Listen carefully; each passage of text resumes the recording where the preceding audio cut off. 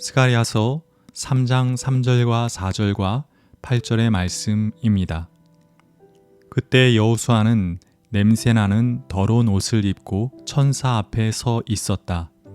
천사가 자기 앞에 서 있는 다른 천사들에게 그 사람이 입고 있는 냄새나는 더러운 옷을 벗기라고 이르고 나서 여호수아에게 말하였다. 보아라, 내가 너의 죄를 없애준다. 이제 너에게 거룩한 예식에 입는 옷을 입힌다. 여호수아 대제사장은 들어라. 여기 여호수아 앞에 앉아있는 여호수아의 동료들도 함께 잘 들어라. 너희는 모두 앞으로 나타날 일에 표가 되는 사람들이다. 내가 이제 새싹이라고 부르는 나의 종을 보내겠다. 스가랴서 3장 불구덩이에서 건진 희망의 뿌리. 스가랴는 1, 2장에 걸쳐 세 개의 환상에 대한 말씀을 선포했습니다. 화석류 나무 사이에 붉은 말을 탄 사람 환상과 네 뿔과 네 대장장이 환상과 측량줄을 가진 사람 환상이었습니다. 그 수수께끼 같은 세 가지 환상은 모두 하나님께서 무너져 있던 예루살렘 성전을 다시 세우실 것을 의미하는 환상이었습니다. 스가랴는 3장에 이르러 하나님께서 다시 세우실 성전을 맡아 관리할 제사장에 대해 말합니다. 특별히 제사장의 이름까지 직접 언급하고 있습니다. 여호수아 제사장. 여기에 등장하는 여호수아는 가나안 땅을 정복했던 모세의 후계자 여호수아가 아닙니다. 전혀 다른 사람입니다. 먼저 사탄이 등장하여 하나님께 여호수아의 죄를 고발합니다. 여호수아의 죄를 직접 밝히고 있지는 않지만 아마도 여호수아가 부정한 이방 땅 바벨론에서 태어나 그곳에서 살다가 왔기에 제사장으로 부적합하다고 지적한 것으로 보입니다. 그러나 하나님께서는 사탄을 책망하시고 여호수아를 편들어 주셨습니다. 하나님께서는 여호수아를 불에서 꺼낸 타다 남은 나무 토막이라고 표현하셨습니다. 유다는 바벨론이라는 불구덩이 속에서 뿌리까지 다 타버려 역사 속에서 사라질 수 있는 처지였습니다.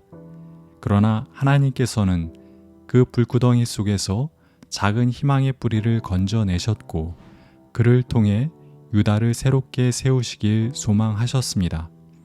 그 희망의 뿌리가 바로 여호수아 제사장이었습니다. 여호수아는 그때까지 냄새나는 더러운 옷을 입고 있었습니다. 그 냄새와 더러움은 이방 땅 바벨론의 냄새와 더러움이었습니다.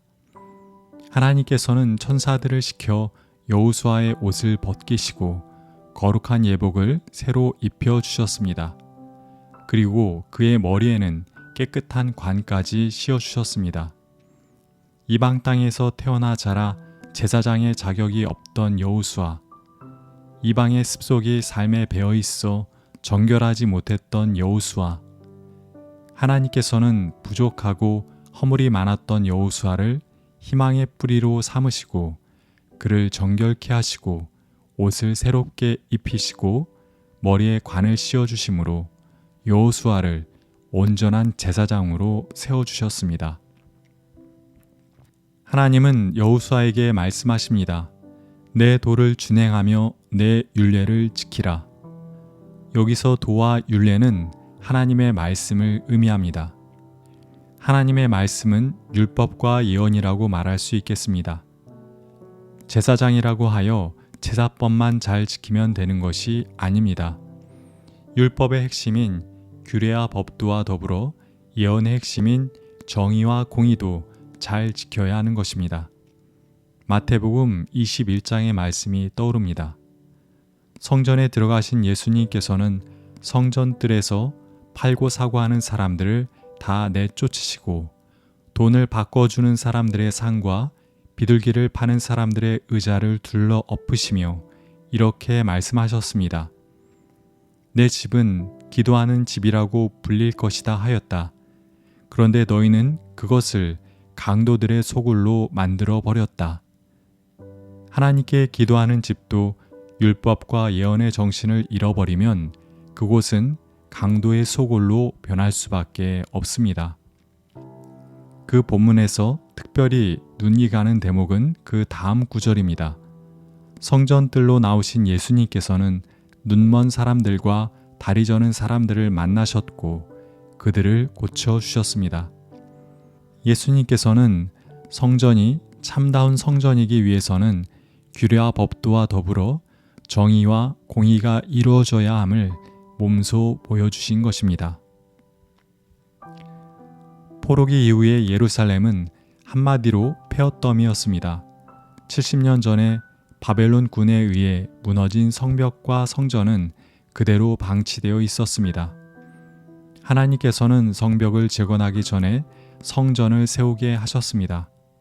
이스라엘에게 있어 성벽보다는 성전이 중요했기 때문입니다. 그런데 성전보다 중요한 것이 있었습니다. 그것은 성전을 이룬 사람들입니다. 화려한 성전 건물과 거룩한 제사를 드린다고 해서 그곳이 성전이 아닙니다.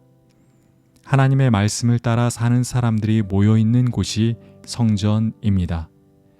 하나님께서는 여호수아 제사장과 그의 동료들을 향해 이렇게 말씀하셨습니다.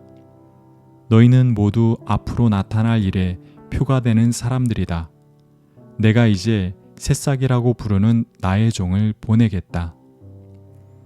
하나님의 말씀을 따라 살아 장차 이 땅에 이루어질 하나님 나라의 표식이 되는 사람, 새싹 같은 희망의 징표가 되는 사람, 그런 사람들이 모여 있는 곳이 진정한 성전인 것입니다.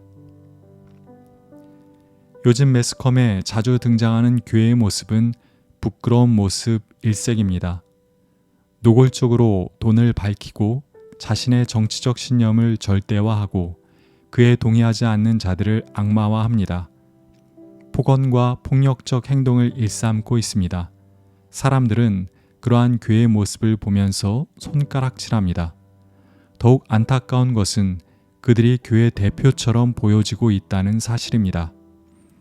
하나님 나라의 표식이 되는 것이 아니라 손가락질의 대상이 된 교회, 새싹 같은 희망의 징표가 되지 못하고 부패의 온상이 된 교회, 교회에 모인 사람들의 삐뚤어진 욕망의 불에 교회가 불타 무너져 내리고 있습니다. 불구덩이에서 건져낸 희망의 뿌리가 필요합니다. 새로운 여호수아가 필요합니다. 우리는 냄새나는 더러운 옷을 벗고 새로운 옷을 입어야 합니다. 주님께서 우리를 향해 말씀하십니다. 하나님 나라의 표식이 되어 살아가라. 새싹 같은 희망의 징표가 되어 살아가라.